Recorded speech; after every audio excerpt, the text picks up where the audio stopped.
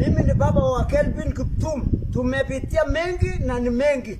Na sioni haya kusema ukweli. Iko mtu amenyanyasa sisi kutoka Keyo, ako kwa serikali na ako na nguvu ya kutosha. Na sijui alienda Rotterdam na Asenet. Alikuwa na death certificate, alafu akajifanya yeye ni msasi wa Kelvin Kiptum. Alienda na death certificate yangu na ya bibi yangu. Amenyanyasa sisi mpaka akatoa hata Asenet akaenda kwa kampuni ya Kolaso. Hata saa hii iko Kolaso, wasungu wakiingia wanamalizana kwa Kolaso. Asenet nabaki kwa Kenya, wasungu naenda. Sisi tumeteswa watoto, sisi tumeteswa wasasi wa Kiptum. Na alienda Rotterdam 2024 mwezi wa 4 na Asenet. Na akarutisha bautisha kutoka juu mpaka Kaptaka na kurudisha tena.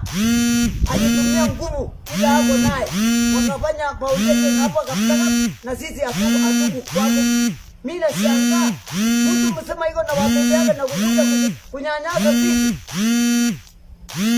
Mimi nalani yeye na Asenet maishani mwangu. Hata kukuba na bibi yangu na mimi wala wataua sisi ni Asenet na huyo mwenye iko na cheo kwa serikali. Mimi nalani yeye kwa kaburini ya mtoto yangu mpaka mkube. Ajue ya kwamba mimi nalani yeye na Asenet hawezi baki. Kama Mungu iko hawezi baki. Nataka tu niulize kwa unyenyekevu, baba wa taifa, tangu kibo ya mtoto yangu karibu saa hii mwaka 2, mwezi wa 2 itakuwa mwaka 2, hatujapata risala kukuba kwake. Ya pili, kari ya mtoto yangu bado iko kwa Kaptaka. Wacha aose, amecha tebe neno le, wacha aose hiyo kari.